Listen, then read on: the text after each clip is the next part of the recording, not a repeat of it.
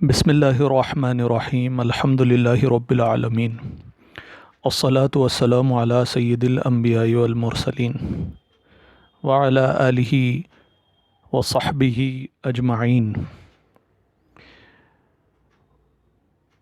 ہم نے ایک نیا یوٹیوب چینل حنبلی اسکول شروع کیا ہے جس میں فقہ حنبلی سے متعلق مسائل پر ہم گفتگو کریں گے، اور اس ویڈیو سیریز کی پہلی ویڈیو وضو کے مسائل سے ہم شروع کر رہے ہیں، جس کا پہلا حصہ آج ہم ڈسکس کرنے والے ہیں۔ اگر آپ حنفی فقہ کے پیروکار ہیں تو آپ اس ویڈیو کو نہ دیکھیں، جو حنبلی فقہ کو فالو کرتے ہیں وہ اس ویڈیو کو دیکھیں اور اس سے فائدہ اٹھائیں۔ تو آئیے شروع کرتے ہیں۔ چونکہ وضو کے بارے میں اکثر لوگوں کو بہت سے کنفیوژنس ہوتے ہیں، تو پہلے وضو کا طریقہ مختصراً ہم دیکھ لیتے ہیں، پھر بعد میں وضو کے فرائض، واجبات اور سنتیں دیکھیں گے۔ جب آپ وضو کرنے بیٹھیں تو سب سے پہلے قبلے کی طرف اپنا چہرہ کریں۔ قبلہ رو بیٹھنا یہ سنت ہے، اور بسم اللہ الرحمن الرحیم پڑھیں، اور ساتھ ساتھ یہ دعا بھی پڑھیں: اللہم اغفر لی ذنبی ووسع لی فی داری وبارک لی فی رزقی۔ اس کا ترجمہ کچھ اس طرح ہے کہ اے اللہ، میرے گناہوں کو میری مغفرت فرما، میرے گناہوں کو معاف فرما، اور میرے گھر میں وسعت پیدا کر، اور میرے رزق میں برکت عطا فرما۔ تو جب آپ یہ دعا کر لیں، نیت کر لیں، بسم اللہ پڑھ لیں اور قبلہ رخ کی طرف بیٹھ جائیں، تو اپنے دونوں ہاتھ پونچوں کی طرف دھوئیں، پونچوں تک دھوئیں، اور اس کے بعد 3 مرتبہ کلی کریں اور ایک غرارہ کریں، اور ناک میں پانی لیں، ناک صاف کریں، پھر اس کے بعد اپنا چہرہ اچھے سے دھوئیں، اور اس کے بعد اپنے ہاتھ اپنے دونوں ہاتھ کوہنیوں تک اچھے طریقے سے دھوئیں، چہرہ 3 بار دھوئیں، اور کوہنیاں بھی 3 کوہنیوں تک ہاتھ بھی 3 مرتبہ دھوئیں۔ پہلے سیدھا ہاتھ دھوئیں، پھر دوسرا لیفٹ ہینڈ بعد میں دھوئیں، پھر اس کے بعد ہاتھ میں تری لے کر، تھوڑا پانی ہاتھ میں لے کر پورے سر کا مسح کریں۔ اس کے بعد پھر فریش پانی لیں اور ہاتھ کو ویٹ کریں، اور پھر کان کا مسح کریں۔ اس کے بعد دونوں پاؤں اپنے ٹخنوں کے اوپر تک دھوئیں۔ یہ مختصراً وضو کا طریقہ تھا۔ اب میں نے تھوڑا تیز بولا ہے، اب اس کی تفصیل آپ کو سمجھاؤں گا، آپ ذرا غور سے سماعت فرمائیں۔ اب سب سے پہلے آتے ہیں وضو کے شرائط کے بارے میں۔ اب یہ شرائط ہوتے کیا ہیں؟ شرائط کسی بھی عمل کا وہ حصہ ہوتے ہیں جو کسی عمل کے شروع کرنے سے پہلے جن کا ہونا ضروری ہوتا ہے۔ یعنی اگر یہ شرائط پورے نہیں ہوں گے تو وہ عمل شروع ہی نہیں ہوگا۔ ان کا پورا کرنا اس عمل کے شروع کرنے کے لیے ضروری ہے۔ تو سب سے پہلی شرط یہ ہے کہ آدمی نیت کرے۔ اگر کوئی شخص بلا نیت کے وضو کے پورے اعمال کر لیتا ہے، پورا طریقہ کر لیتا ہے، اور اس کی نیت وضو کرنے کی نہیں ہے، تو اس کا وضو نہیں ہوگا۔ مثال کے طور پر اگر کوئی استاد جو ہے اپنے شاگردوں کو بیٹھ کر وضو کا طریقہ سکھا رہا ہے، اور اس کی نیت وضو کا طریقہ سکھانا ہے، تو اس سے اس کا وضو نہیں ہوگا، کیونکہ اس کی نیت وضو کا طریقہ سکھانا تھا۔ تو یہ وضو کی پہلی شرط ہے۔ اس کے بعد دوسری شرط ہے اسلام، یعنی مسلمان ہی اگر وضو کرے گا تو وضو ہوگا، غیر مسلم اگر وضو کرے گا تو وضو نہیں ہوگا۔ تیسری شرط ہے عقل، یعنی عقل والا ہی وضو کرے گا تو وضو ہوگا۔ اگر کوئی پاگل شخص ہے، مینٹلی انسٹیبل ہے، تو اس کا وضو بھی نہیں ہوگا۔ اس کے بعد ہے تمیز۔ تمیز کے معنی یہ ہے کہ آپ ایک عمر کے بعد، بچوں میں کیا ہوتا ہے کہ اچھائی اور برائی اور نقصان دہ چیز، فائدہ چیز، اس کو فرق کرنے کی صلاحیت پیدا ہو جاتی ہے ایک عمر کے بعد۔ تو اس عمر کے بعد جب تمیز انسان میں پیدا ہو جائے تو وہ اگر وضو کرے گا تو اس کا وضو ہوگا۔ اس عمر سے پہلے اگر اس میں تمیز نہیں ہے اچھائی اور برائی میں ڈفرینشیٹ کرنے کی، نقصان دہ اور فائدہ مند چیز میں ڈفرینشیٹ کرنے کی، فرق کرنے کی تمیز نہیں ہے اس میں، تو اس کا وضو نہیں ہوگا، کیونکہ یہ شرط ہے۔ پھر اس کے بعد ہے پاک اور مباح پانی کا ہونا۔ اب یہ پاک اور مباح پانی کیا ہوتا ہے، ہم انشاءاللہ جب پانی کا ویڈیو بنائیں گے تو اس میں اس کے بارے میں تفصیل سے بات کریں گے۔ صاف ستھرا پانی ہونا ضروری ہے ہمارے لیے، ایک اور شرط ہے۔ اور اس کے بعد شرط ہے اس چیز کا دور ہونا جو پانی کو روکتی ہے۔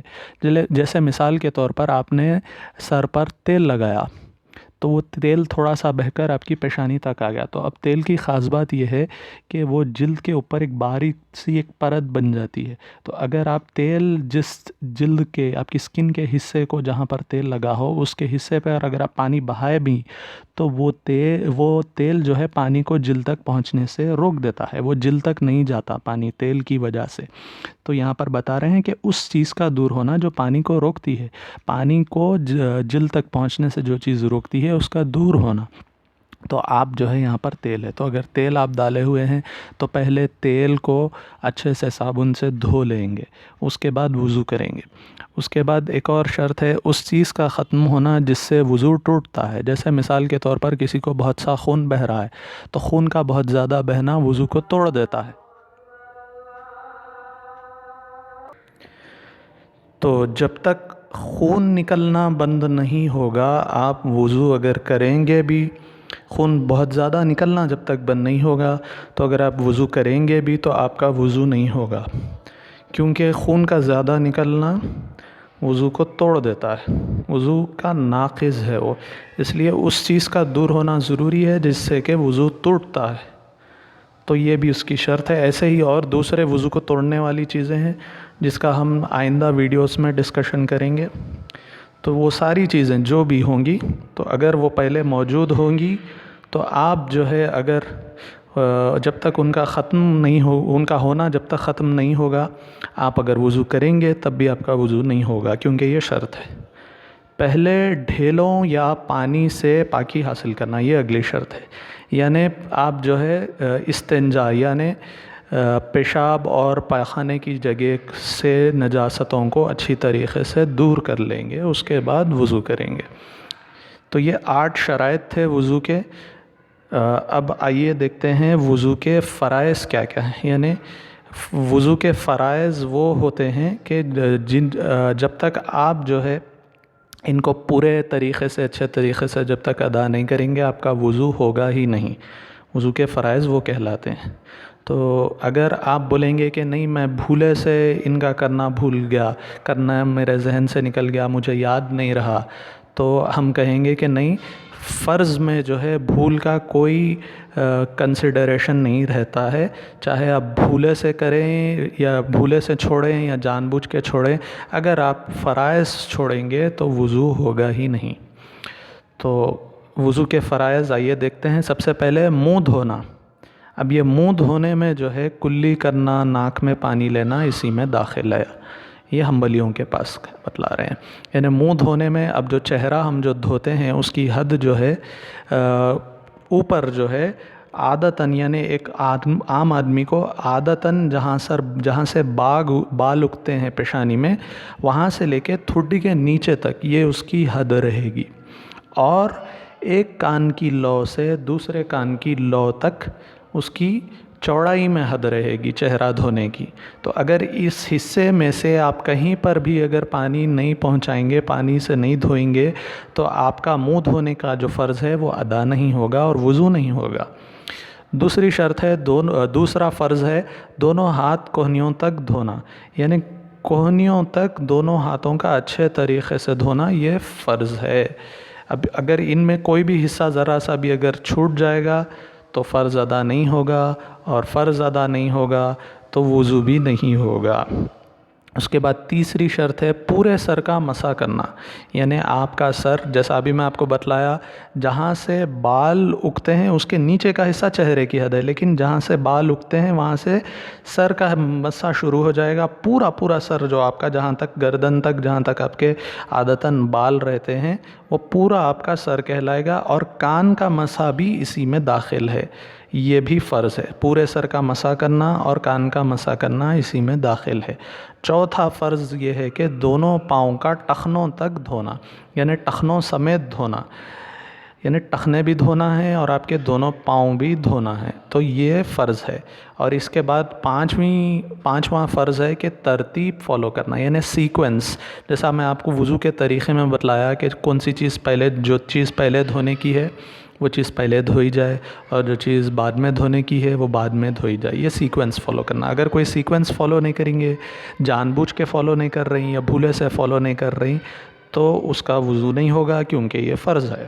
اس کے بعد ہے پے در پے دھونا، یعنی ایک وضو دھونے کے فوری بعد دوسرے وضو کو دھونے کا فالو کرنا. یعنی مثال کے طور پہ ہمارے ساتھ اکثر یہ ہوتا ہے کہ ہم وضو کرتے رہتے، کسی کا موبائل پہ فون آ گیا، اب آپ جو ہے وضو ڈسکنٹینیو کر کے آپ موبائل پہ فون پہ بات کرتے ٹھہر گئے، تو یہ آپ کا پے در پے دھونا نہیں ہوا. بیچ میں آپ نے دوسری ایکٹیویٹی کر لی، تو کنٹینیوٹی آپ کی باقی نہیں رہی، آپ پے در پے نہیں دھو رہے ہیں، تو آپ کا فرض ادا نہیں ہوگا. اب آپ جو ہے جہاں سے چھوڑے تھے پھر وہاں سے ریزیوم نہیں کر سکتے، آپ کو شروع سے وضو شروع کرنا پڑے گا. جہاں بسم اللہ الرحمن الرحیم، پھر قبلہ رو بیٹھنا، پھر ہاتھ دھونا، وہاں سے پھر سے آپ کو شروع کرنا پڑے گا. پے در پے دھونا فرض ہے. اب اس کے بعد ہے وضو کے واجبات. بسم اللہ الرحمن الرحیم ابتدا میں کہنا یہ وضو کا ایک واحد واجب ہے حنابلہ کے پاس. اب یہ واجب ہے، اس کا مطلب کیا ہے کہ اگر کوئی شخص بھولے سے بسم اللہ الرحمن الرحیم کہنا بھول گیا، سہون وہ بھول گیا وہ شخص بسم اللہ الرحمن الرحیم کہنا، تو اگر وضو کمپلیٹ کر لیا اس نے ویسے ہی تو کوئی مضائقہ نہیں ہے، وضو ہو جائے گا. لیکن اگر وہ بھول گیا تھا بسم اللہ الرحمن الرحیم کہنا اور بیچ میں اس کو یاد آ گیا ارے میں نے تو بسم اللہ الرحمن الرحیم ہی نہیں پڑھا تھا، تو اس کو یہ چاہیے کہ وضو پھر سے دوبارہ شروع کرے. اور اگر کوئی جان بوجھ کے بسم اللہ الرحمن الرحیم نہیں کہے گا تو اس کا وضو نہیں ہوگا. آپ جان بوجھ کے اوائڈ اس کو نہیں کر سکتے. اور اس کے بعد ہے وضو کی سنتیں. قبلہ رخ بیٹھنا. اب یہ وضو کی سنتوں کا جو رولنگ ہے وہ یہ ہے کہ آپ کو ان کے کرنے سے ثواب ملتا ہے. اگر آپ اس کو چھوڑ دیں تو آپ کے ثواب میں اور وضو کی عمدگی میں، بہتری میں فرق آئے گا، لیکن وضو ضرور ہو جائے گا. وضو جو ہے اگر آپ فرائض ادا کر دیے اور سارے اچھے سے شرائط پورے کر لیے اور واجب جو ہے جان بوجھ کے اگر نہیں چھوڑے تو آپ کا وضو کمپلیٹ ہو جائے گا، اس میں کوئی مسئلہ نہیں ہے. لیکن اگر سنتیں جان بوجھ کے چھوڑے یا بھولے سے چھوڑے تو آپ کو ثواب کم ملے گا اور آپ کی وضو کی بہتری اور اس کا جو سٹیج خوبصورتی رہے گی، جو ثواب آپ کو زیادہ ملنے کا ہے وہ کم ہو جائے گا. تو پہلا ہے قبلہ رخ بیٹھنا. دونوں ہاتھ پہنچوں تک دھونا، یہ بھی ایک سنت ہے.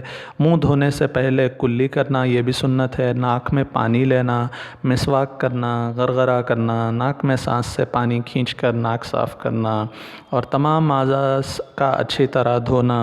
منہ دھوتے وقت پانی زیادہ لینا تاکہ پورا چہرہ، اور اگر کسی کو داڑھی ہے تو اس میں اچھے سے خلال کر سکے، اور داڑھیوں میں انگلی سے خلال کرنا. کانوں کے مسح کے لیے تازہ پانی لینا. یہ 10 سنتیں ہوئیں اور 8 سنتیں ہیں. محل فرض سے بڑھ کر دھونا، یعنی جیسا آپ کا جو میں آپ کو چہرہ دھونے کی حد بتایا تھا وہ اس سے بڑھ کر آپ دھوئیں گے. تو یہ اگر آپ اس سے حد سے زیادہ دھوئیں گے، بڑھ کر اگر آپ دھوئیں گے تو وہ جو ہے سنت ہوگی. ایسے ہی آپ کو جو ہے ہاتھ جو ہے کوہنیوں تک دھونے کا تھا فرض، لیکن آپ کوہنیوں سے ذرا اوپر تک دھوئیں گے تو یہ آپ جو ہے سنت ادا کریں گے. ایسے ہی ٹخنوں کے اوپر تک آپ کو دھونے کا تھا، ٹخنوں سمیت آپ کو پاؤں دھونے کا تھا فرض، لیکن آپ ٹخنوں سے اوپر تک دھو لیے تو یہ آپ سنت ادا کریں گے. اور حدیث شریف میں آتا ہے کہ جو شخص اپنے وضو کو، حضور صلی اللہ علیہ وسلم نے فرمایا کہ تم وضو کرنے میں، اپنے اعضاء کو دھونے میں مبالغہ کرو، کیونکہ قیامت کے دن جو لوگ وضو کرنے والے ہوں گے ان کے اعضاء نورانی ہو جائیں گے، وہ نور سے چمکیں گے. یہ حدیث شریف کا مفہوم ہے. پھر اگلی سنت ہے کہ ہر عضو کو 3 بار دھونا، یعنی ہر باڈی پارٹ کو 3 بار دھونا. ہاتھ دھوتے وقت نیت کرنا اور نیت کا خیال آخر تک رکھنا. اور نیت زبان سے آہستہ کہنا، یعنی شروع میں جو ہے آپ بسم اللہ الرحمن الرحیم پڑھ رہے ہیں، اللہم اغفر لی ذنبی ووسع لی فی داری وبارک لی فی رزقی پڑھ کے آپ جو ہے اتودع لرفع الحدث، اگر آپ کو عربی آتی ہے تو یہ کہیں، یا جو ہے میں وضو کی نیت کرتا ہوں، آپ یہ اگر زبان سے کہہ لیں تو یہ سنت ہے۔ وضو سے فارغ ہونے کے بعد آسمان کی طرف دیکھ کر دوسرا کلمہ پڑھنا، یہ بھی سنت ہے، اور بغیر کسی کی مدد کے وضو کرنا یہ بھی سنت ہے۔ اب آپ کو یہاں پر بتلائیں گے کہ دوسرا کلمے کی یہاں پر آپ کو اسکرپٹ دی ہوئی ہے ترجمے کے ساتھ، اور دوسرا کلمہ پڑھنے کے بعد جو ہے ایک دعا بھی ہے، اللہم اجعلنی من التوابین وجعلنی من المتطہرین اور وجعلنی من عبادک الصالحین۔ یہ ایک دعا ہے کہ اللہ مجھے توبہ کرنے والوں میں سے بنا اور مجھے بہت زیادہ پاک و صاف رہنے والوں میں سے بنا۔ اللہم اجعلنی من التوابین وجعلنی من المتطہرین وجعلنی من عبادک الصالحین، اور مجھے اپنے نیک بندوں میں سے بنا۔ تو یہ بہت اچھی دعا ہے، اور اس کے بعد جو ہے ایک اور دعا ہے جو لوگ پڑھنا چاہتے ہیں، سبحانک اللہم بحمدک اشہد ان لا الہ الا انت استغفرک واتوب الیک، یہ بھی پڑھنے کی حدیث شریف میں بڑی فضیلت ہے۔ تو یہاں تک ہم نے وضو کے شرائط، فرائض، واجب اور جو ہے سنتیں ڈسکس کر لی ہیں۔ آئندہ ویڈیو میں وضو کن کن چیزوں سے ٹوٹتا ہے وہ ہم ڈسکس کریں گے۔ آپ کو اگر یہ ویڈیو سیریز پسند آتی ہے تو میرے چینل کو سبسکرائب کریے اور بیل آئیکن دبائیے، تاکہ جب میں نیا ویڈیو اپلوڈ کروں آپ کو اپنے موبائل میں نوٹیفیکیشن مل جائے، تاکہ آپ پھر سے اس ویڈیو کو دیکھ سکیں۔ اور اگر آپ کو کوئی سجیشن ہے تو آپ جو ہے کامنٹس میں یا مجھے پرسنل میسیج کر کے آپ کوئی سجیشن دے سکتے ہیں، اور اگر کوئی غلطی میں نے کی ہے تو مجھے میری غلطی کی نشاندہی فرمائیں، اور اللہ تعالیٰ سے ہم سب دعا ہے کہ ہم سب کو نیک توفیق عطا فرمائے۔ والسلام علیکم ورحمۃ اللہ وبرکاتہ۔